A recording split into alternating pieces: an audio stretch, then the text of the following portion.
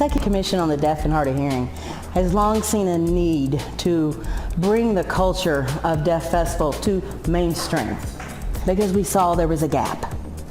And we needed to have everybody excited and everyone see how we can actually work together.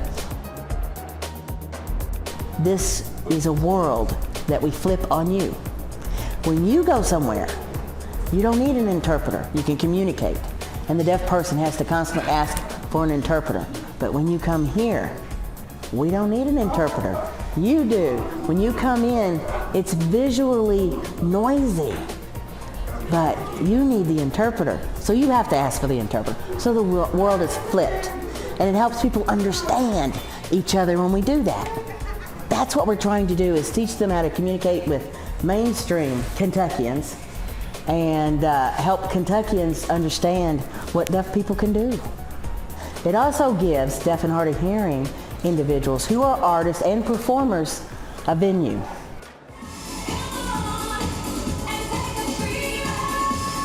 Some of the artists, if you will notice some of their work actually has a lot of passion and emotion in it. Some of the artists have been able to express themselves when they feel oppression.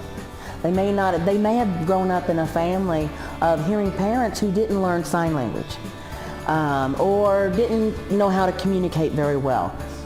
We don't think everyone needs to sign, but you have to develop a communication. So if they didn't communicate well, the artist will paint some of their frustration. So they express themselves through their artwork, and it's different. It's very emotional. It puts me at ease that they can understand some of the challenges when they look at a painting and say, oh, I see how the mouth is crossed out, or the hearing, I can feel the oppression, the less than mentality that you have to deal with sometimes. People have a misconception. And the reason I have so much thought and feeling behind it is because there's been a lot of deaf people that open doors for us. And we can't take it for granted.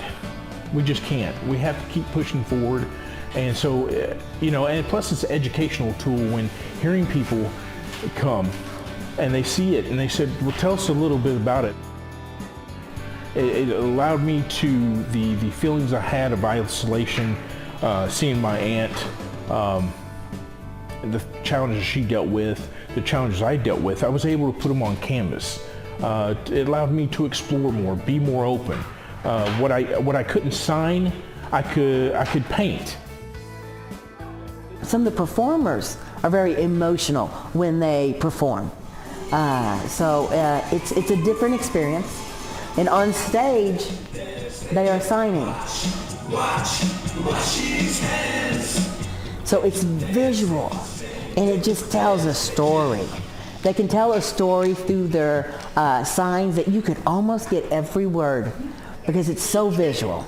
I am the king of the forest. This morning, I performed for the Wizard of Oz, and I was Dorothy, and the kids are just so fascinated. They want to get involved. So when the performance was done, mingling with the children, and they hugged and they smiled and they giggled and they're shy, and it made me feel good. It made me inspired to be able to help these children and inspire them.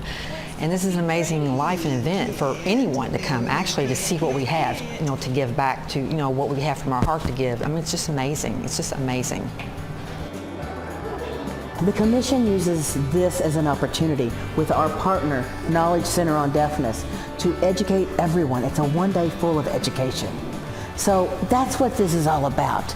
And the Kentucky Commission thinks that we need to provide role models to our deaf kids so that they know they can do anything. And to our parents who says their child can do anything. So it's a part of an educational day. And this is a very important day for us.